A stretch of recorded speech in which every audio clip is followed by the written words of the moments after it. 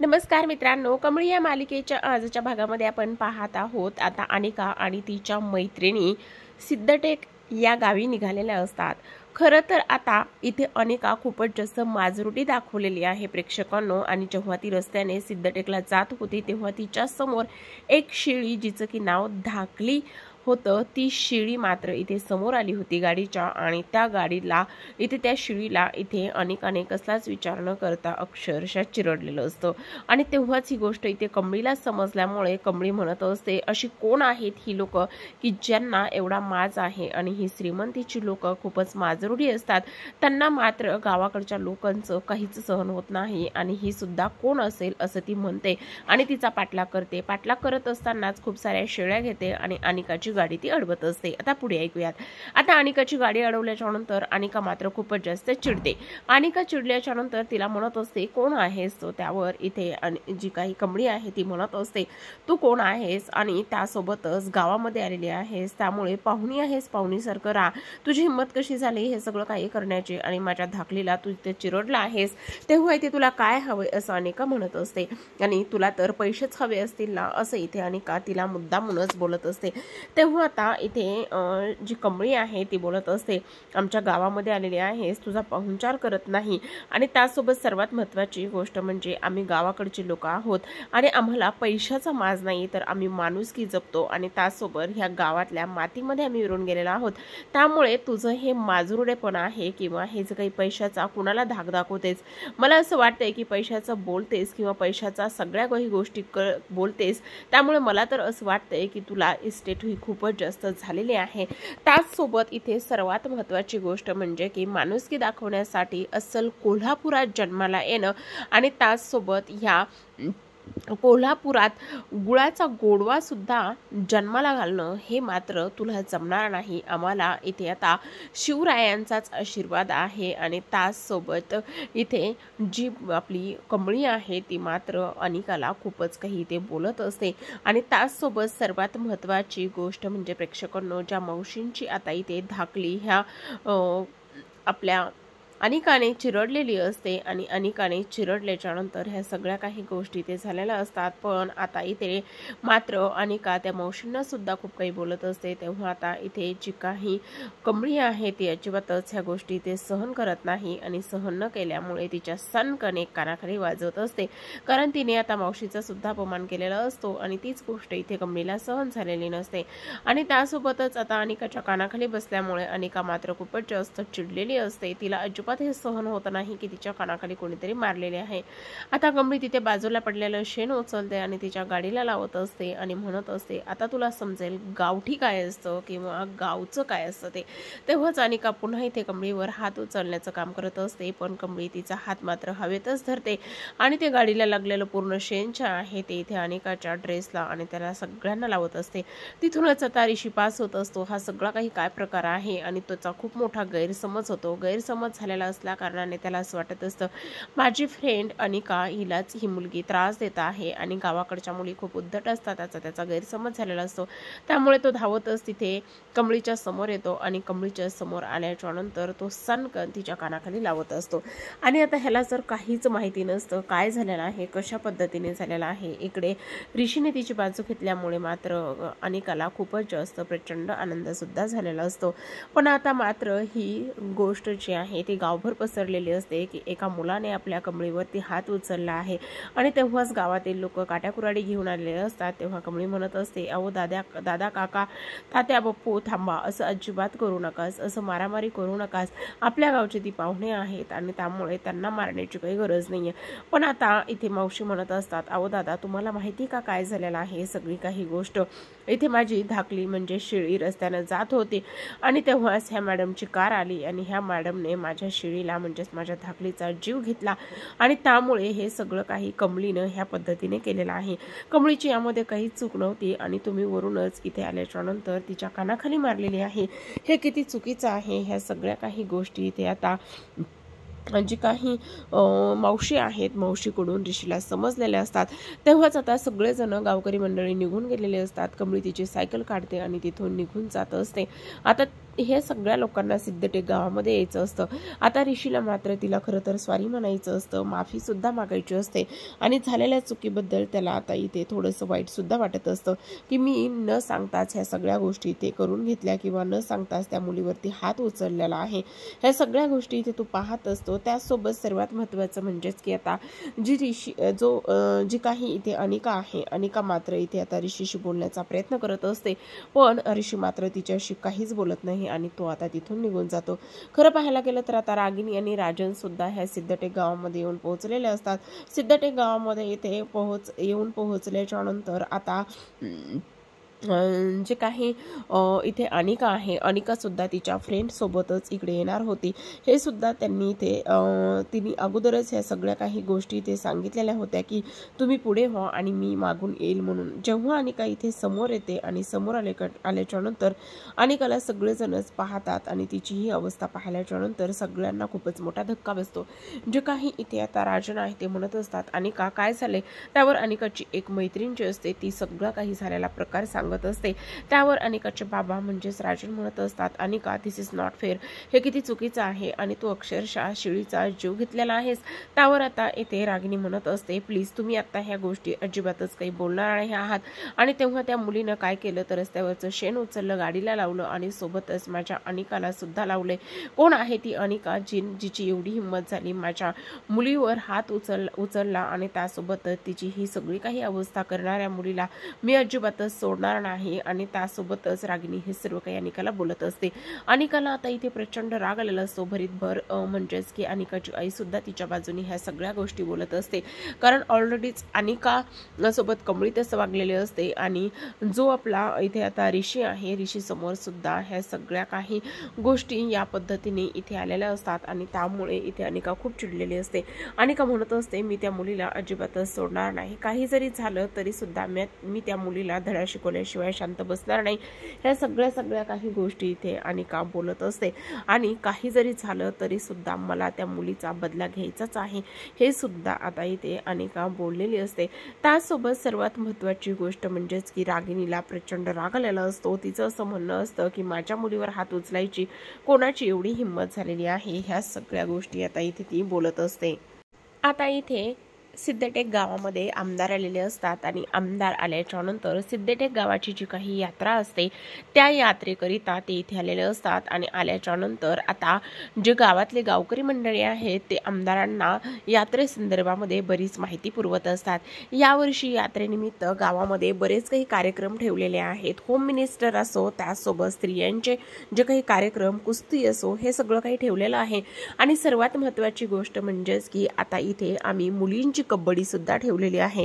तेव्हा आमदार म्हणत असतात की काय मुलींची कबड्डी ठेवलेली आहे, मुली कुठे कबड्डी खेळत असतात होय। आणि तेव्हाच आता इथे हे सगळं काही बोलल्याच्या नंतर हो मुली कबड्डी खेळत असतात, आमच्या गावाने खूप शेजारच्या आणि आजूबाजूच्या गावांच्या संघाला आमच्या इथल्या मुलींच्या संघाने हरवलेला आहे आणि आमच्या या गावातील संघाची कॅप्टन कमळी आहे, काय कबड्डी खेळती म्हणून सांगू तुम्हाला, वा वा वा नावच नाही। तेव्हा आमदार साहेब म्हणत असतात जर तुमच्या गावातील ह्या वर्षीची कबड्डीची स्पर्धा तुमच्या इथल्या गावातल्या मुली जर जिंकून आल्या तर कॅप्टन आणि सह कॅप्टनला इथे मुंबईमध्ये फ्री कॉलेजमध्ये ॲडमिशन देण्याची जबाबदारी माझी आणि ते त्याचं बक्षीस असेल अशी इथे घोषणा केलेली असते। तर आता इथे संध्याकाळी आबा कमळी जेवायला बसलेले असतात आणि सरू त्यांना जेवण वाढत असते। कमळीचा विषय असतो तो म्हणजेच की आईला एकदा बोलते आणि आबांना खुणवा-खुणवीचा विषय सुरू असतो, अगं आई प्लीज ना गं जाऊ दे ना मला। त्यावर सरू म्हणत असते हे बघ आम्ही राब दिवसभर शेतामध्ये राबतो आणि तू आता असं करणार आहेस का। त्यावर कमळी म्हणत असते अगं आई खरं शपथ सांगते मी काहीच खर्च तुला करायला लावणार नाही, इथे शहरामध्ये गेलं तर वेगवेगळ्या स्कीम असतात आणि त्याचसोबत आता मी कॉलेज करून सुद्धा इथे पैसे कमवूनच माझा खर्च भागवेन, तुला खर्चाचं वाटत होतं ना गं, प्लीज आई एकदा ऐकून तरी घे ना। असं म्हणून सरू म्हणत असते तुला कितीदा सांगितलंय त्या शहरामध्ये शिकायला जाण्याचं नाव सुद्धा काढायचं नाहीयेस आणि त्यासोबत एकदा तुझ्या आजोबाकडे तरी बघ ते कशा पद्धतीने राहतात आणि त्यासोबत दिवसभर शेतामध्ये काम करतात, हे सगळं काही ते कोणासाठी करतात ह्या गोष्टी तुला कळत नाही का। असं सुद्धा आता इथे सरू कमळीला बोलत असते आणि सरू कमळीला बोलत असताना आता तिला तिच्या कानावरती आवाज पडत असतो, तो म्हणजेच की जे काही उद्या म्हणजेच आता यात्रेमुळे आपल्या गावातील मुलींची जी काही कबड्डीची स्पर्धा आहे ती कबड्डीची स्पर्धा सुद्धा होणार आहे ही गोष्ट मात्र तिच्या कानावरती पडते आणि तिच्या कानावरती पडल्याच्या नंतर कमळी मात्र खूपच जास्त खुश झालेली असते, कारण कमळीला कबड्डी म्हटलं की अगदीच तिला काय करावं आणि काय नाही ह्या गोष्टी इथे वाटत असतात. किती नाही म्हटलं तरी सुद्धा कमळीला कबड्डी खेळायचीच असते आणि कबड्डी खेळायची असल्या कारणाने हे सगळं काही इथे होत असते. आता काय ही घोषणा आहे, कशासाठी हे सगळा गोंधळ आहे असं पाहण्यासाठी कमळी उठून खिडकीपर्यंत जाते आणि इथे सरूच्या हातातील जी पळी असते ती सुद्धा खाली पडते. पण कमळी मात्र त्या कुठल्याच गोष्टीचा विचार करत नाही आणि इकडे जी काही अनाउन्समेंट सुरू असते ते ऐकत असते. तर ती अनाउन्समेंट काय असते तर आता इथे आपल्या गावामध्ये उद्या कबड्डीची स्पर्धा आयोजित करण्यात आलेली आहे आणि स्पर्धा आयोजित करण्यात आल्याच्या नंतर मात्र इथे ह्या स्पर्धेचं विशेष खास असं एक बक्षीस सुद्धा असणार आहे आणि ते बक्षीस काय आहे याकरिता सुद्धा बरेच असे पॉम्पलेट वाटण्यात येत असतात आणि तेव्हा कमळी मात्र धावतच जाते आणि कमळी धावतच गेल्याच्या नंतर बक्षीस ती वाचत असते. कारण जे काही आमदार आहेत आमदाराने एक गोष्ट ठरवलेली असते, जे काही संघाचा कॅप्टन आणि उपकॅप्टन असेल त्यांना मात्र मुंबईतल्या कॉलेजमध्ये फ्रीमध्ये ॲडमिशन मिळणार आहे. असंच इथे हे सगळं काही झालेलं असतं आणि ह्या सगळ्या काही गोष्टी ते बोलल्याच्या नंतर कमळीला मात्र प्रचंड आनंद झालेला असतो. कमळीसोबतच इथे मात्र जे काही आपले इतर सदस्य आहेत त्यांना सुद्धा प्रचंड आनंद झालेला असतो.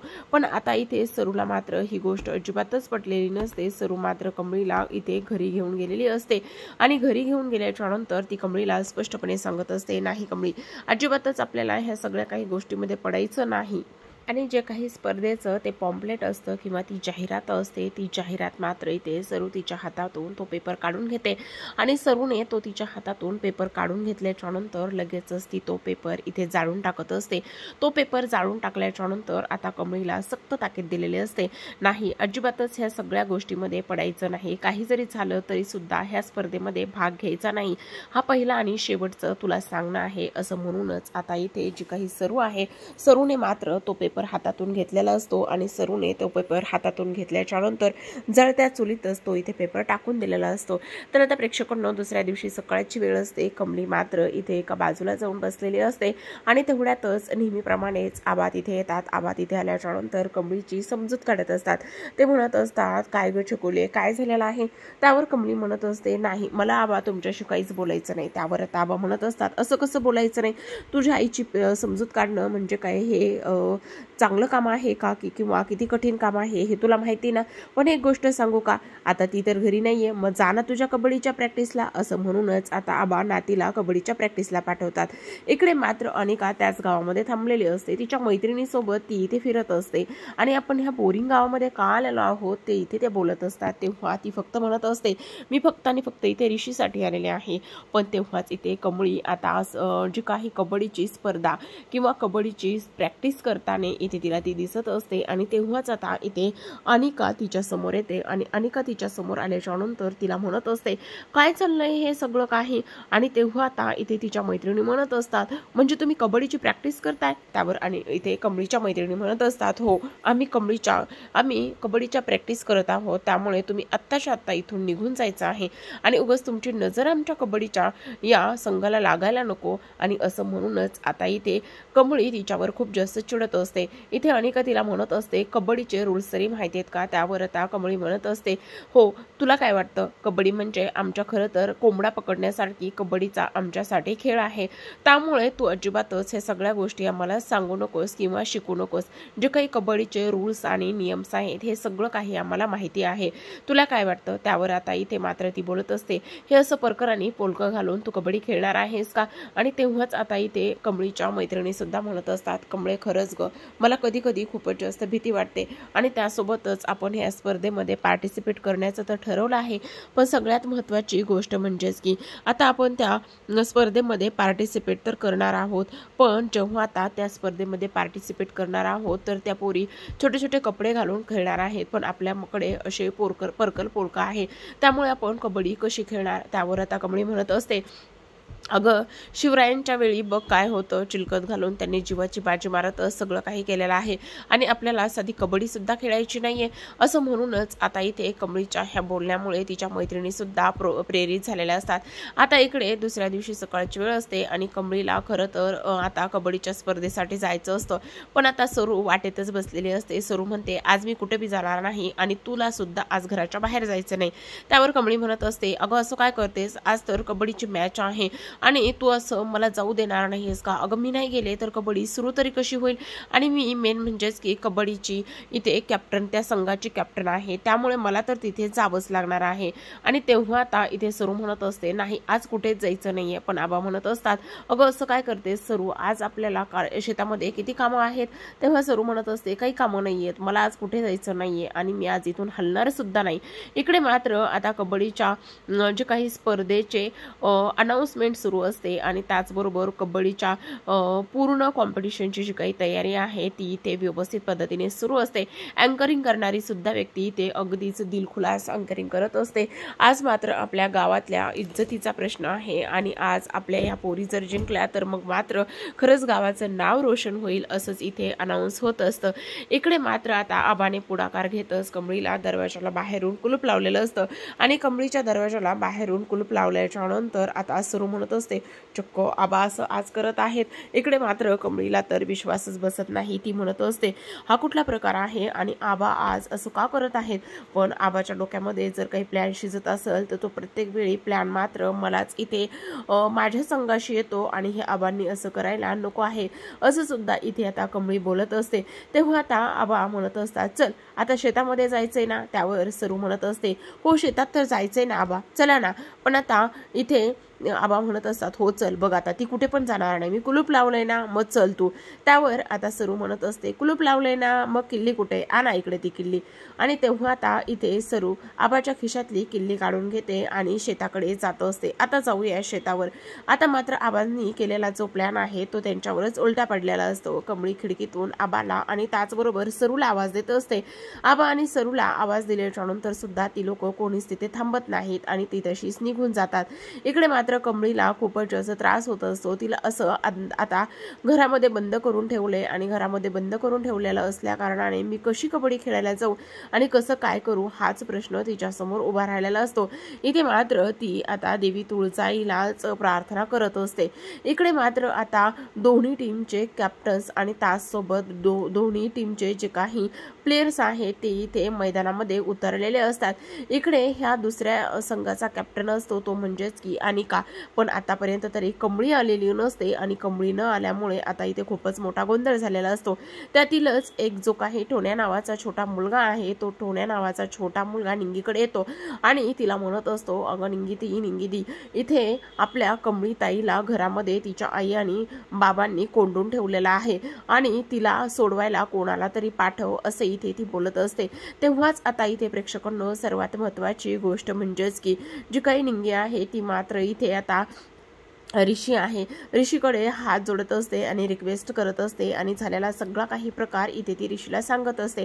त्यामुळे प्रेक्षकांनो ऐनवेळीच आता ऋषी येऊन कमळीची सुटका करणार असतो आणि कमळीची सुटका केल्यामुळेच आता इथे कमळी जी आहे ती कबड्डीच्या स्पर्धेसाठी आणि त्यासोबतच इथे वेळेवर पोहोचून जे काही बक्षीस आहे ते ती पटकवणार असते आणि स्वतःचा संघ मात्र इथे अनिकाच्या नाकावर टिचूनच विजयी सुद्धा करणार असते. तर पाहत रहा कमळी या मालिकेचा पुढील भाग. धन्यवाद.